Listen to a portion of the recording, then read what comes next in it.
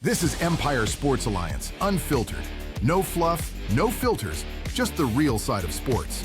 We're talking athletes, coaches, agents, doctors, executives, the people behind the scenes who actually move the needle. From building careers to surviving the grind to winning off the field. This is where real conversations collide.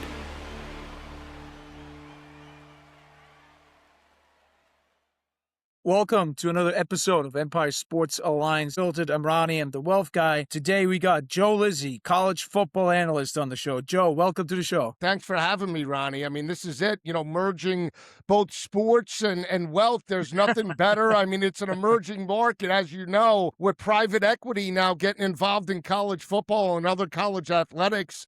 The money train just never stops in college sports. You might be the most excited guy about wealth management and sports related discussions. That's good. I'll keep that in mind, Joe. But in terms of topics, we're probably talking today, again, having you on the show, knowing as much as you do about college football, probably kind of want to go into the landscape, the state of current, college football, NIL, CFP expansion, betting analytics, and then maybe some scouting as well from an NFL perspective. But before we get started on all of that, if you wouldn't mind, just give us a little background. I know you've done several things in your lifetime. So how did you end up here? Where did it start? What's your journey like? Yeah, so my journey is pretty interesting. So I played high school football at Don Bosco Prep in Ramsey, New Jersey, did get recruited, played 1 year at Gettysburg College, suffered an ACL season and career injury, and then, transferred out of Gettysburg and went to Fordham. I went from Ford. I was a wingback at Don Bosco and a cornerback. Got recruited for Gettysburg as a corner. And, back in the day, I was 16 years old when I played as a senior. I moved from New York to New Jersey, so I was a year ahead. And at the time, had a year to give and should have, looking back, potentially stayed at Don Bosco for another year. I would have been 17, 18 years old when I graduated. Unfortunately, it didn't work out, but it led to a career in sports as well, unorthodox per se. I left Fordham, and my dad was a commodity trader for years, dating back in the 60s, straight through 1988, and 1990 when I was in school. And I decided to go from college straight to the trading floor. And in 1993, I was trading gold and silver on the COMEX exchange. And I did that for a period of about 16, 17 years, straight through 2009, when the floor became electronic and got taken over. Now, what you see is non-existent. The trading floor in New York now is no longer there, and it's no longer there in Chicago for the most part, owned by the CME and ICE respectively. What's interesting is that while I was on the trading floor, everybody knew me as the college football guy. I love college football. When I was living in New York, while I was trading in the early 90s, I would tape, Ronnie, hundreds of games. I would have, 3 TVs. You're talking VHS back then, VHS, right? VHS. Right, me and my roommate from college, Vinny, lived with me. We lived on 34th and 6th. We both worked together in the commodities exchange, and I would tape every day on a Saturday between 7 to 10 games from the 12 o'clock window straight through midnight and beyond on the West Coast games. And that's when they had the Pac-12, hitting hard. Pac-12's now back in existence, and we can get into that a little bit later. But I loved college football that much. And living in New Jersey, you either love or hate certain teams. And, back in the day, I had a high school teammate of mine, Steve Fortunato, that went to Notre Dame. He played on that 1989 Fiesta Bowl team against Major Harris. So, there were players. I disliked Notre Dame with a passion. Rutgers was terrible back in the day, so you grow up watching Penn State, you grow up watching the SEC and all these conferences, and you're like, hey, that's what college football is. So to go back to the trading floor, I worked with this guy, Harry, who was from Nyack, New York, and he went to high school with this guy named Ben Keeperman. And Ben Keeperman had, at the time, been the head of research for ESPN and ABC. He was part of the research department.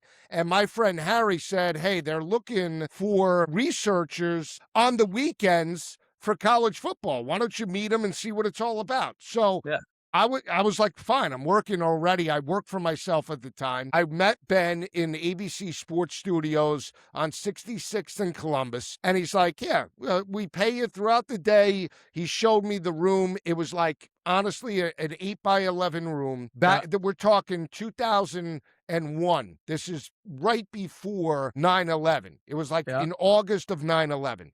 Okay. And, 2001. And he had said, if you want the job, we'll pay you, and the good part is we'll pay you like $250. But if you stay overtime, you get every window that you stay. So like if there's an 8 o'clock game and you work until 1 o'clock, you got overtime. So I was like, sure, free food, whatever. So I got the job. The game, you're taping the game, so you're going to probably watch them exactly. anyway. I was a college football junkie, Ronnie. I loved the game. So I was like, and it was like a 25-minute walk from where I was living on 34th and 6th. So I was like, hey, no problem. I'll do it, right? So I took the job, and I was making good money at the time for a kid, back in 2001. I was 23 at the time, and, in that area. And so you go, and I became friends with everybody, the people behind the scenes. And I met all these guys that I'm still friends with to this day, guys like Dave Spear, Mike Stack. I mean, just guys, Ed McNulty. I mean, these guys are great guys that I became friends with over the years. But long story short, there was another kid there at the time, Rich Chamella, and he was the production guy. He is now at ESPN, and I became friends with him, and I used to buy him lunch, and he used to make me, Ronnie, VHS tapes I would give him a list. I want 1990 Ohio State versus Michigan. I want this, I want that. He would make me all the tapes I wanted. And then on top of it, they used to have all the media guides from every college football team. So every week I would go in with a duffel bag, and I would go and I would get my tapes from Rich, and I would then take about 12 media guides home with me. I had a specific loft in my house that was just devoted to college football. It was 900 tapes, and I used to trade with guys back we're talking like Craigslist. Internet just came out.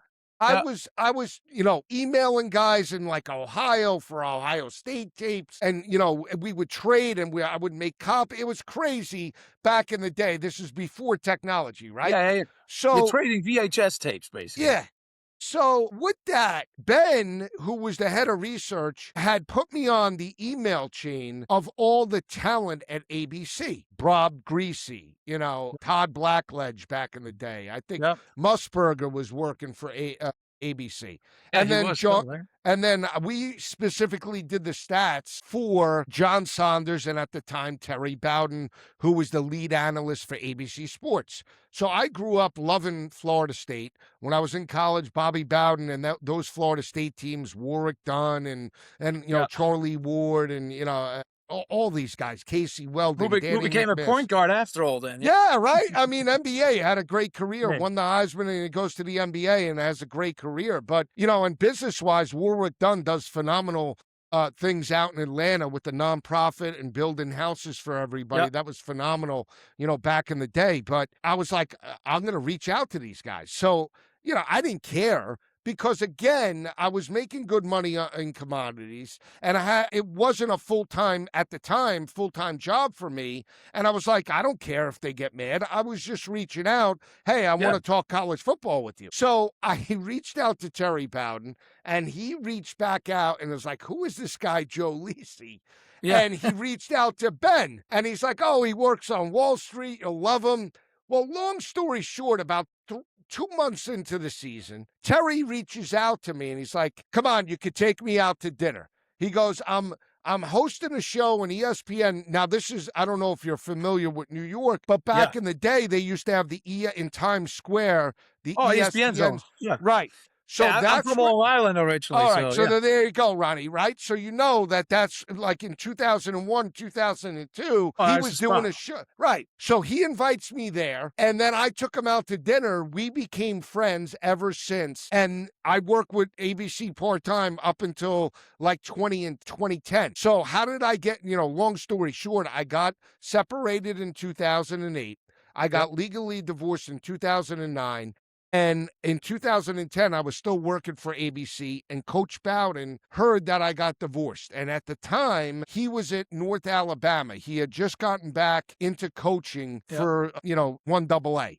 And he said, hey, come and meet me at North Alabama. This too shall pass. Why don't you get involved? You're great at what you do. Why don't you get involved in sports and do your own thing? And I took his advice and I did it. And it was a rocky road at first, but I did start doing podcasts with a former Georgia Bulldog. What I did was back in the day with LinkedIn, when LinkedIn was a little bit different, I would reach out to former players from every school. And I connected with a former Bulldog, Corey Allen, for Georgia. And Corey, if people don't know, he had the game-tying pass in 1996 for Georgia against Auburn and Terry Bowden. So I reached out to him and I said, hey, a big Bulldog fan. And again, people are like, you're LSU. People have to understand, I never had an allegiance as a college football guy living in New Jersey because you either love or hate teams. I love Penn State, but I also love Florida State. I was a diehard Florida State and Georgia guy growing up because of Herschel Walker and all that stuff. So I love certain schools and certain players. So Corey and I started doing a podcast, and we would interview former NFL guys and college players. And at the time, it was on one of the, the podcast platforms, and it sort of grew. And we did a weekly show, and it eventually led to a spot on Yahoo Sports Radio for an hour a day. And then another commodity guy that I used to work with, James Smith, introduced me to this company, Fantasy Sports Network. And he knew the owner, and the owner and him, their kids played basketball, and he said, hey, check this guy out. He's a friend of mine. I think he could be an asset to your company. And I didn't know, but I was already on the network as a guest speaker for them. So it made it easier. They didn't have college football content at the time. And then it just led into a show on the network, which then led to Fantasy Sports being rebranded into Sports Grid, which I was with them for 12 years. I was, still part of the FWAA, which is the Football Writers Association of America. I spoke out in Vegas, got connected with multiple people out in Vegas just through the opportunities. I spoke at the Westgate twice in 2015 and 2016, spoke out at the Golden Nugget in 2018, and have just met some really great people along the way to where I am now. And I've now expanded into, doing other shows outside of just college football, and I'm an NFL analyst. I did that for the network. Yep. I'm called in on multiple shows, do my own thing, and we'll see where it goes. But I love the sport realm. I love the gambling aspect because not a lot of people can talk about it. And it brings my background of finance and commodities and trading right into what we do on a consistent basis. And I think it's entertaining, especially now, Ronnie, with predictive markets and crypto and all this stuff. It's just, that's the way the world is intertwined with all algorithms in the banking and finance industry. So it's like merging the two. And that's basically how I got here today. That's awesome. Yeah. I mean, again, from a gambling perspective and, commodities, or, on our side as well, the way I grew up, coming through wealth management, we call it wealth management today, right? Right. Back then it was like you would actually get calls from clients asking you what to buy, what to sell. Right. Those days are so, over. It's completely a different type of environment these days, but I do see the similarities. Now, again, college still is obviously a main focus, right? Right. Yep. Yeah, So absolutely. if we go into, because normally we have a lot of like individuals on, players, et cetera. This is going to be a little bit more from a macro perspective. So if we talk about, what's the state of college football like in your opinion? And I know that's a loaded question, but I'm talking about the expansion, talking kind of SEC, Big Ten dominance, regional rivalries kind of go away, power balance shift. What is Right. your take there? So I think there's two ways to look at it, right? There's the pure fan perspective, and I think that to your point, the tradition, the rivalries, everything that has shaped college football, it's a new landscape. And that's sort of what it stings a little bit as being a purist for Yeah. college football, is because my childhood is, lived through those memorable games. I could tell Yes. you in 1991, Aaron Hayden and Tennessee played, I think it was the 1991 season, Notre Dame, right after Thanksgiving and right on Thanksgiving Day weekend. And I watched that game with family in the house and, grandparents. I could tell you exactly how I felt about that day. The spread at the time, and this is before, legalized gambling, in the New York Post had 6.5 for Notre Dame, and they had a huge lead and lost. But Yeah. so those traditions of what we know about, Oklahoma, Nebraska, Yeah. Nebraska, Colorado, those great rivalries, they're no longer the consistency that we had. So from the purist perspective, I do not like the current landscape. From a financial perspective, I don't think college football hasn't been better. And now people Yeah. will argue with the Big 12's sponsorship deal with Monster. It was 20 Yeah. million, and but you have to understand as well, it's bigger than that. And I forget the dollars and cents. It's the exposure. It's the product is being watched on multiple levels. Yes. Not just tourists, it's gamblers. It's other people that now with an expanded playoff, people want to get involved. It's men, it's women, it's kids. So now you're encompassing everybody into the sport. So financially, I think it couldn't be better. Now, Yeah. I think also as well with the sponsorships on the jersey, that's where you take the purist out and you're like, what are we doing here? Are we going to look like NASCAR with multiple sponsors and patches on jerseys? Wisconsin did that with Culver's. There's going to be others down the road, and we saw Kansas with XRP, and we'll bring crypto into this and everything else with Ripple. So I don't like to see that. But again, it's dollars and cents. When you're talking about NIL and you have to pay kids, and it's who has the bigger checkbook and who has the bigger bankroll to potentially lure 4- and 5-star athletes to your program, this is what schools are going to do. And unfortunately, it's not just at the college level, Ronnie. It's trickling in, or I shouldn't say trickling. It's definitely in high school athletics, Yeah, and that's the problem. Yeah. No, it's a good point. I think people forget that. They talk about NIL, and they're thinking that's isolated to, high school, to college, and it's Right. not. It starts No. way earlier than that, right? Right. Living in Southern California, there's a couple of, like other places too, like great, high school football programs. Maybe let's talk a little bit more about that, the NIL and then the transfer portal, right? Right. Kind of like the athlete empowerment you were relating to, the free agency type of environment Yeah. that you're basically creating and So, all that yeah, stuff. I think that it does pose a problem, big picture, because again, it's just if the athletes are bigger than the coach and or the school, now we have a professional model, and now we have a model that, well, how do you reel it in?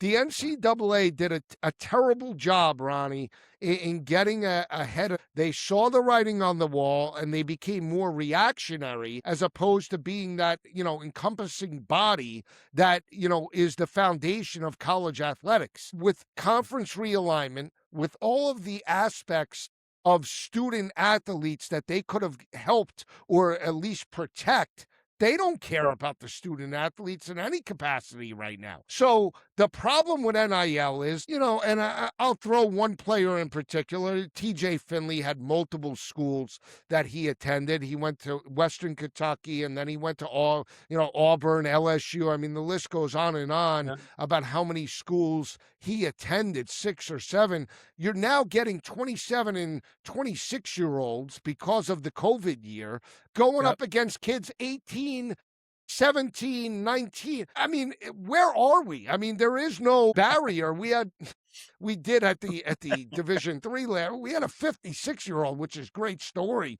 for a guy like I still have college eligibility left, but I mean, how old is too old to compete in college athletics, especially when all you're doing is catching a paycheck and you're not. Like, there's no loyalty to the current program. I do a show, and I still do a show with Coach Bowden, and he's like, these guys and kids today, do they understand the rivalries? When you have a kid that just transfers into a program from another school, do you think the allegiance is there, rivalry rise, the way the fan base or the players in the 1990s or early 2000s look at the same type of game, or are they just looking at the paycheck? And, are kids content? Look at Indiana. And I think that's the biggest, example that you could say. Yeah. Kurt Signetti gets the current landscape, but he also has a model to recruit 3- and 4-star guys and coach them into maybe potential first-round draft picks like Fernando Mendoza, where they're not just all of a sudden competing for one guy. How much money can we throw at that player to lure him to our institution? And I think that that's the biggest thing, is that if we're talking, because who cares about the kids? Outside the kid's family, who really cares about the kids? They have agents now, and the agent has no problem taking 3 or 4 or 5 or 10% of their equity. But then are you getting ahead of them? Like, look at John Morant in the NBA. Where's his agent? And allowing him, and I don't want to use him as an example, but he had all the talent in the world. And he had one issue that all of a sudden decided to steamroll and just boil into an issue where now he's at, Portland?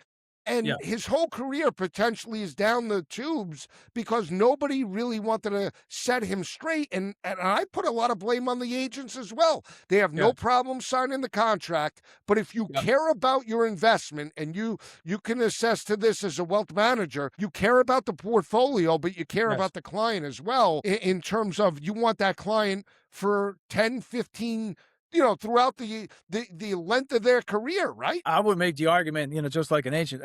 Obviously, the portfolio, the services, the strategies, the products are there. The biggest thing we manage is the client relationship, right? Right.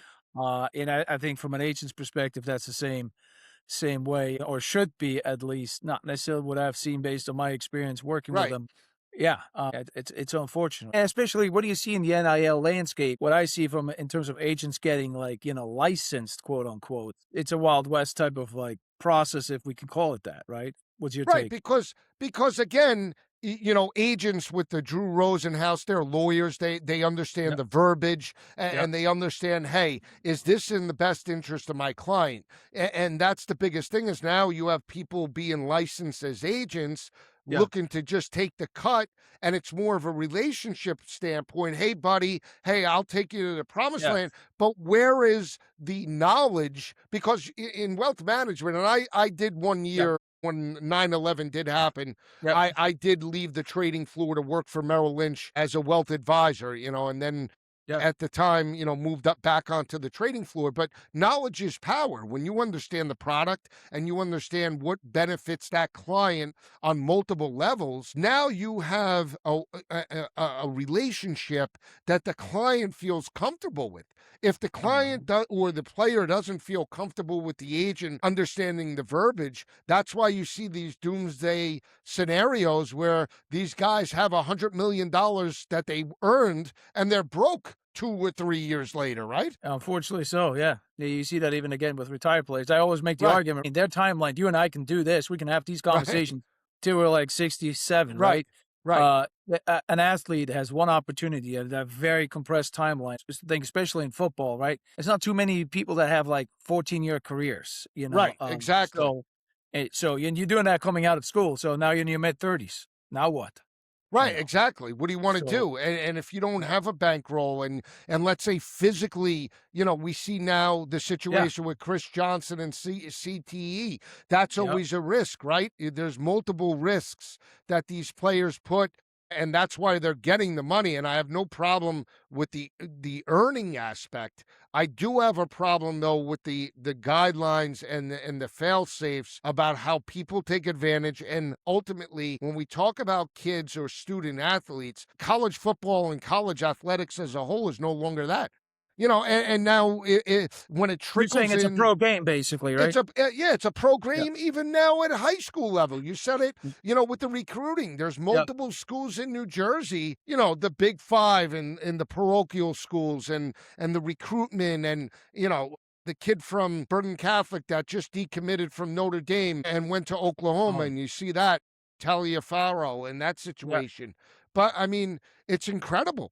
And so when does it stop? Does it stop at the Pee Wee level? Does it stop when more parents decide, hey, money isn't always the best thing right here, right now? If you're going to get money for a kid that's 14, 15, 16, you got to manage them correctly. Otherwise, by the time they are 30, they're in trouble. The other side of that is, we always acting like, hey, you're a great high school player, great college football player. That doesn't mean you're going to be pro. That's a 1% Right. of the 1%. So Yeah, I think you have a real exactly. opportunity there to put something aside. Again, if you handle it correctly with the client, the kid, whatever you want to call it, that nest egg that they're building through NIL money might be Right. something that it's going to help them start a company, right? They're going to do something different, maybe sports related, et cetera. But if not managed correctly, we had somebody on here like in a couple of months ago that basically specializes from a tax perspective with these young athletes, right? Right. Because that's the one thing that gets forgotten right off the bat, right? $100,000 check you're getting is not $100,000 check. You're going to owe taxes on that, and Right. people forget that. Especially, and again, I'm not blaming them, right? Because I'm banking on the support system that should be there if it's an agent, if it's parents, Right. etc., to tell them, to inform them, or at least get other sources involved. But Absolutely, unfortunately, because yeah, and you're right. Like Jeremiah Love is a great example because he said NIL helped him, right? He's not yeah, going to spend, what is he getting, $54 million over 5 years as the rookie minimum yeah, or whatever it is. But he doesn't plan on spending any of that money because of what he earned in NIL at Notre Dame. And smart, that's a perfect example yes, of how right camp, wrong camp, right? Marshawn Lynch is another one. Didn't he not spend his whole, like, I believe, like, I forget what it was, his contract, his last contract, or he was sitting on 40, 50 million yeah. cash because he did not, spend that money. And that's where wealth, and that's what your position, and that's what everybody brings to the table. When you have that knowledge, you're able to help these guys and set them up for life where they don't ever have to worry about being in a situation where they need money or they need some sort of investment to bail them out. And I think that's great. I think financial literacy is something that's kind of lacking from a high school as well as college level, right? It's not just about, hey, getting new clients. It's also about just to make them realize and make them understand in terms of how this actually work, the process in terms of, Right. again, getting the check, how that can work for you as you're still focusing on playing your sport. But yeah, again, I would say a lot of money, being handed out in NIL. I mean, again, from a monetary perspective, to your point, can be good. Is it good overall? There's some challenges, right? I mean, is it good? That is the American dream, right? The money, Yeah, right? Across yeah, multiple industries. If you're a salesman, if you're a lawyer, you want to always you want the prestige, you want the yeah, exposure, wealth matter. It doesn't matter. sure, Across every industry, you want to be recognized for what expertise or what craft you possess, right? What you possess, but you also want to be compensated for that sure. accordingly, and that's with anyone. And so I don't have a problem again with the college kids earning money. That is not the problem. The problem is with the bodies and organizations like the NCAA that claim they have the best interest of these kids, and they allow conference realignment. They say they're academics. These kids are traveling all over. Well, when you have Pac-12 schools that in Yeah, Stanford and Cal that are now part of the ACC, and you have them yes. traveling across With multiple Clemson, time zones, right? Where is the interest of the student athlete at that point? And forget, like, the problem is, forget football and basketball. What about like the softball players that yes. aren't, or the baseball players that aren't getting a No. million or 2 million, these kids have to travel and hope that they earn some money along the way to make it worth it, right? Yeah, I mean, again, I mean, a lot of these programs, right? Football subsidize the rest of those, Yeah. programs. So, what do you see in terms of that, though? In terms of from a kind of like when you look at NIL, and again, obviously, transfer portal, the money that's Right. flowing, it's from a recruiting, from a scouting, player development, and all that Right. stuff. What do you think? What do you see there? What do you think, and how do you think it's impacting it? I think it's impacted it in a positive way. I think the Okay. athletes today, in how they train and in how they prepare, is unlike we've ever seen. Now, Mhm.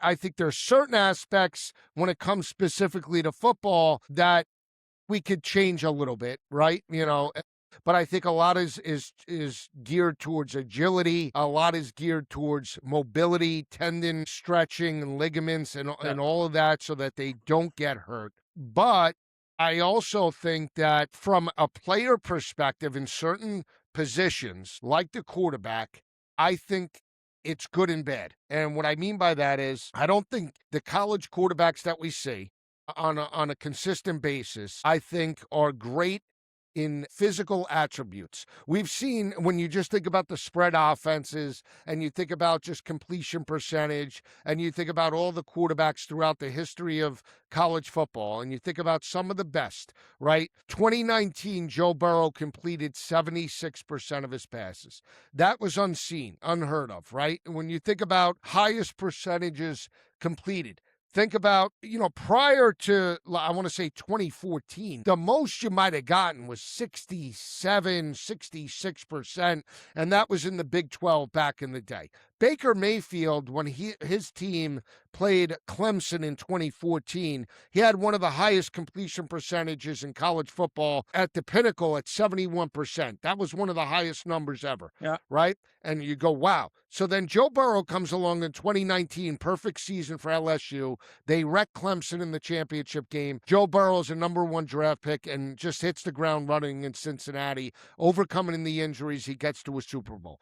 Matt Jones, the following year in 2020, during the COVID year, completes 77% of his passes. And you're like, that's phenomenal, right? And you're like, that's crazy. A quarterback, good. every 7 out of 10 passes, I don't care if they're screens or slant Yeah. patterns, that's incredible. Yes. Well, fast forward to like Bo Nix. At one point during Bo Nix's last 2 seasons in Oregon, he was, for the most part, completing 81% of his passes in the regular season. Ronnie, that's over 8 out of every 10 passes is unheard of. Ridiculous. So when Yeah. you talk about just the ability to have pinpoint accuracy and the ability to just complete passes is ridiculous. The downside of just training is that you look at the Tom Brady aspect, the ability to break down coverage, the ability to read defenses, the ability to be that quarterback and elevate people around you and have that leadership perspective. I think that's what we're lacking potentially in college football. I think from the quarterback's perspective, from the defensive perspective, guys don't tackle, they don't wrap up as much. We're seeing a lot of arm and shoulder because they don't want to injure themselves. What does that lead to? A lot of broken plays. We see guys running 90 yards because nobody wants to wrap up. So they are at the pinnacle of a training perspective, but the game as a whole has lost a little, especially now with targeting and the rule changes and the no stoppage of clock. So it's a touch and go. It's a hot and cold topic. I think the athletes are at the pinnacle of what we've seen from a training and endurance standpoint. But the the physical game, athletic ability is up there. Yeah. Sorry. Go ahead. but the mental aspect and the other aspects that you say make all-star and Hall of Fame talent, I don't know if is there on a consistent basis. See, obviously, I watch both. I watch college as well as NFL, just like you do as well. But I'm always surprised if I look at the college game and how many people, like especially quarterbacks, they're operating out of the shotgun. Right now, they get into the NFL, and all of a sudden, they have to take snaps under center. Right. To me, if you're going to school, just like with everything else, the education should get you better at the next level. And I feel a pro-style offense, I know they use a lot of shotgun too, but there's some of these guys never taken a snap under center. Like, Right. what you were bringing to the table, I'm a Jets fan, so, Right. Tom Brady's a sore topic Big. to me. However, in terms of his ability to read defenses just before a ball is snapped, just looking, just understanding from a Right. mental aspect, right? Right. I think it's not getting is that getting taught from on the college football No, it's field as not. much? And your Coach Bowden would be great on this. Like, Yeah, you used to see back in the day the player cards, right? And yeah, remember, like you watch a college game, they used to have Lee Corso's face, the Oregon yep, Duck, and that was because the kids couldn't read or couldn't break down coverage. The coaches would have to do it for them, and then it yes, just, it's a copycat league. If one school's doing it, and they're catching an edge, and we don't, now we could concentrate on something else. And again, the player development from top to bottom is what's lacking, right? yeah, So when you look at certain position groups, I think the wide receivers today are as good. I mean, you look at the LSU guys that have come out, Jamar Chase phenomenal. and right, and just incredible. And then certain schools develop certain position groups, but we don't see it as a whole. And that's even, when we see coaches, the legendary Nick Saban.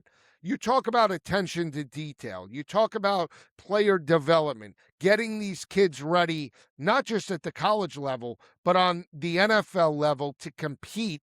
We're not seeing that, I don't believe, on a consistent basis throughout the 135 FBS teams that we have in college football. That's the difference, I think, when you just look at the sport as a whole. Yeah, no, that's yeah. I mean, again, it's talking about receivers from those programs you just Yeah, mentioned. I mean, they're crazy. phenomenal. Yes, yeah, no Yeah, question about it. So, let's switch over to a little bit again, in terms of expansion of the college, yep. playoffs, but then also, want to hear some hot takes in terms of like your preview on the season here coming up. Yeah, so I mean, expansion about college football. I was against the 12, but I'll accept 12.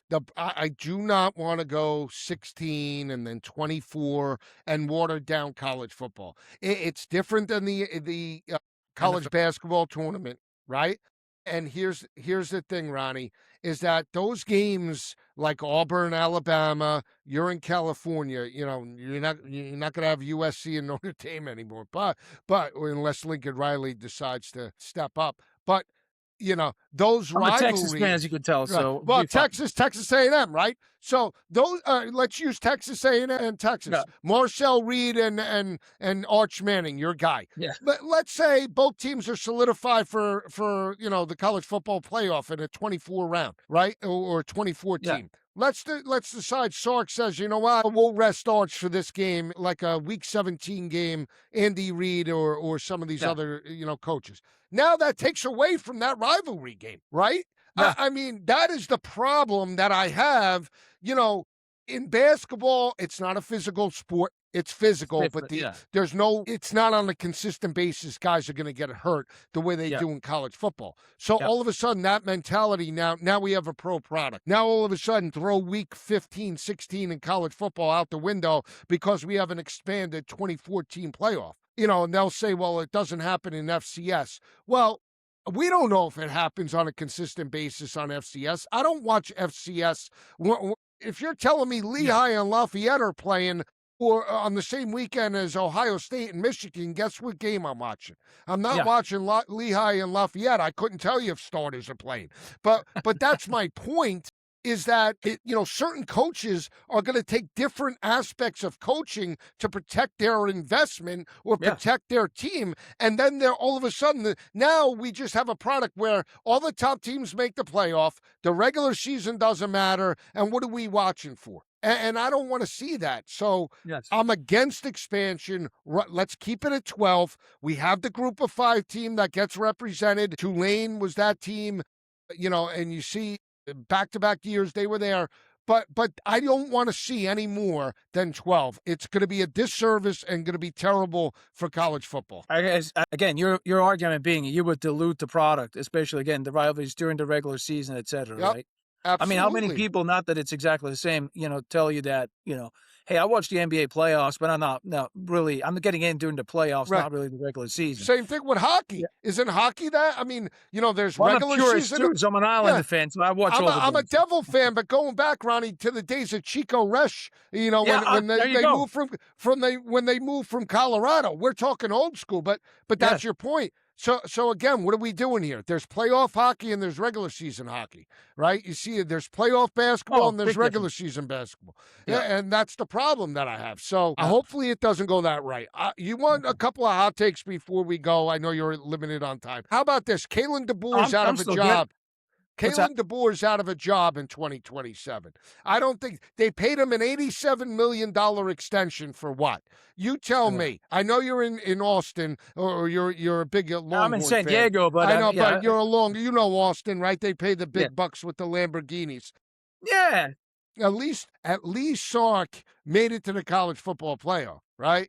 Right. That is the difference. When you talk, and Kalen DeBoer knocked off Oklahoma, but that kid Xavier Robinson catches that football last year, it could have been a different story. They look more like a Pac-12 team than they do an SEC team.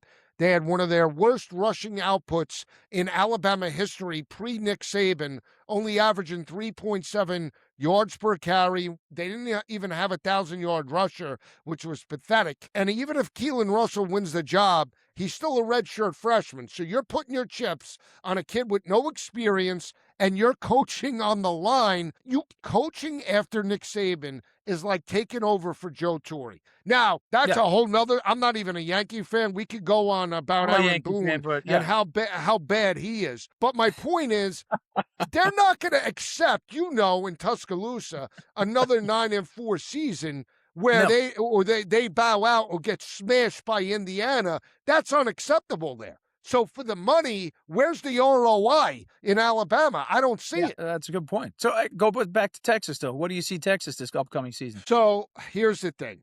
You got Cam Coleman from Auburn. He's got a more competent quarterback than he had with Ashton Daniels and Jackson Arnold last year. So that's a huge upgrade right there. Yeah. But as a Longhorn fan, here's the problem that I have buying into Sark preseason. Okay? In a college football playoff environment, you have to win games on the road. And I'll just go back to this assessment. Week 1, you lost to Ohio State last year on the road. That's a tough one, though. Tough. Yeah. You went into the Swamp as a 6.5-point favorite to start against a under 500 Billy Napier team, and you lost the game outright. But that was the one that missed the playoffs. Yeah, right. That was the one. Okay. Yeah. But then you went on the road in Athens, and I know they had the onside kick, but you still lost that game by 25, right? So there's 3 losses. How about the other 2 road games that nobody, and I don't want to call out the Texas fans. I love Texas. I'll go back to, go ahead. You're a Texas fan. I go back to the days of Butch Hadnot and Peter Gardere. That's how much, 1990 Cotton Bowl against Miami. I mean, Eric Metcalf, I loved him for Cleveland and back in Austin. But that being said, they went on the road to Starkville as a 7.5-point favorite. They were down by 18 points in the fourth quarter. If it wasn't for that monumental comeback, they win it in overtime. The following week, they're 13.5-point favorites in Lexington against another sub-500 team, and they barely win that game in overtime. So 5 road games. They lost 3. The other 2, they got pushed to overtime by sub-500 teams. I can't buy in. I need to see it before I believe it. He's done a great job, but Arch now, there is no margin of error. You shook off the ring rust. Now, if you don't hit the ground running, it's going to be a waste, right? This coming year, you're saying? I don't think there's no room for forgiveness.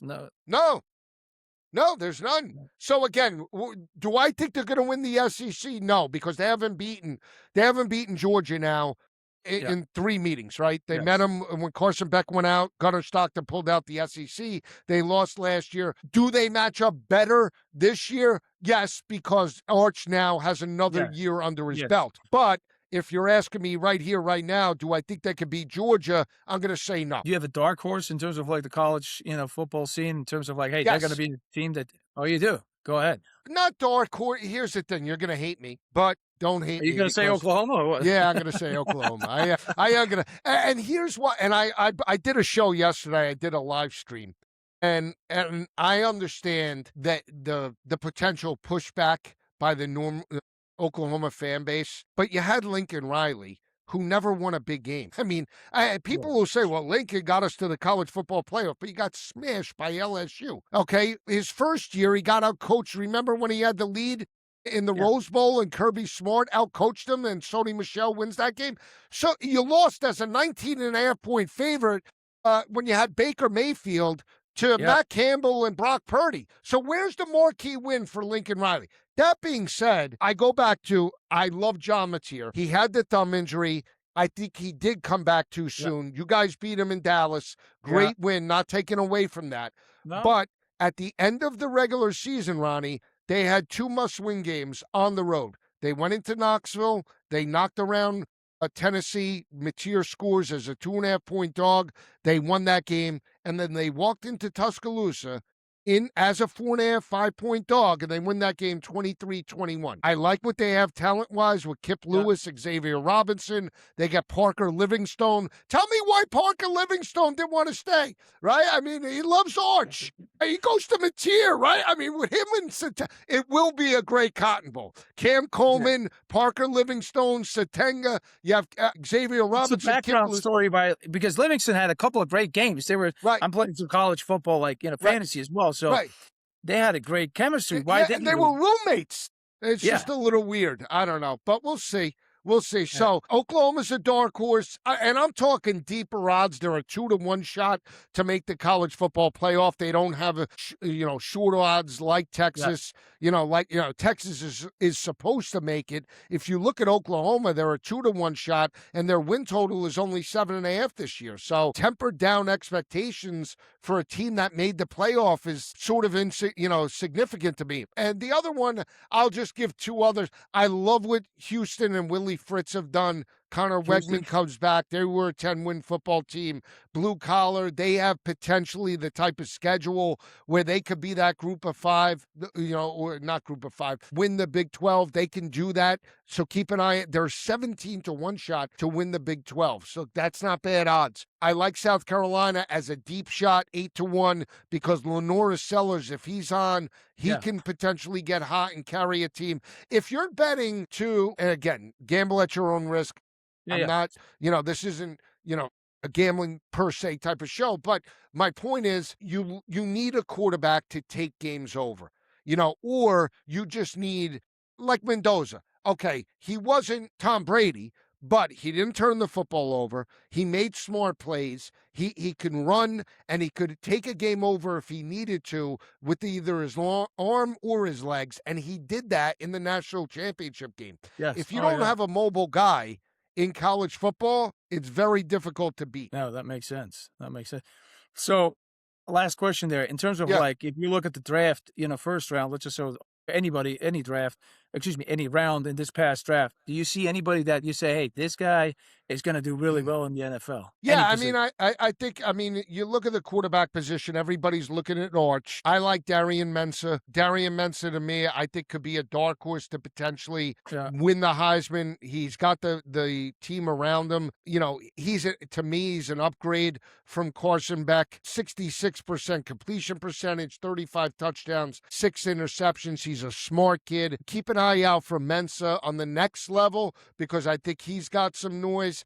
There's 2 other players. Keep an eye out for Dylan Stewart, a defensive end for South Carolina. We talk about, Jadeveon Clowney back in the day and a game changer. This kid's a wrecking ball on the next level. I love what he brings to the table.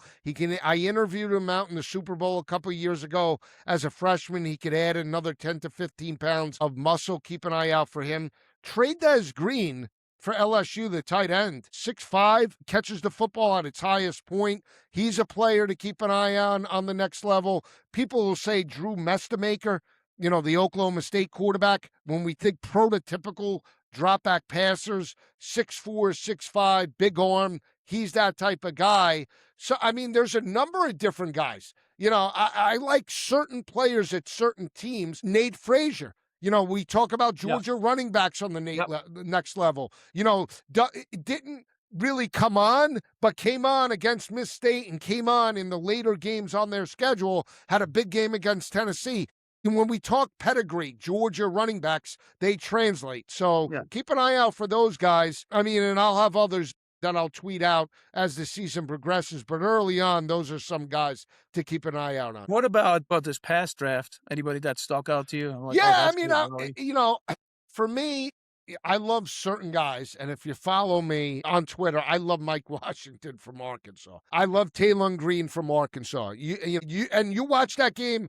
Yeah. I don't know, the last regular season game where they got smashed by Arch in Texas, right? But you saw Mike Washington lower the shoulder, number 4, the running back. They had one of the most productive offenses in the SEC last year, averaging well over 35 points a game for a multitude of games. Problem was their defense stunk, and they had one of a bottom 15, bottom 16 type of defense. Mike Washington taken in the 4th round. He ran a 4.3, 4.4 40. Pair him with Ashton Genty. I think he could be a dynamic 1-2 punch. If they go to Taylor Green in Cleveland eventually at the quarterback position, he has huge upside. I like him. Okay. That's All good. right. I'm taking notes, play some fantasy. That's dynasty fine. stuff. Take notes. I Good love stuff. it. Yeah. Well, that's all I had on my end, Joe. I really appreciate It's a you coming on, pleasure. giving us your take on college, and then obviously, some of the predictions and all that Yeah, stuff. Yeah, very much absolutely. appreciate it, man. Love the talk, Ronnie. Love the show anytime. All right. Thank you. Yep.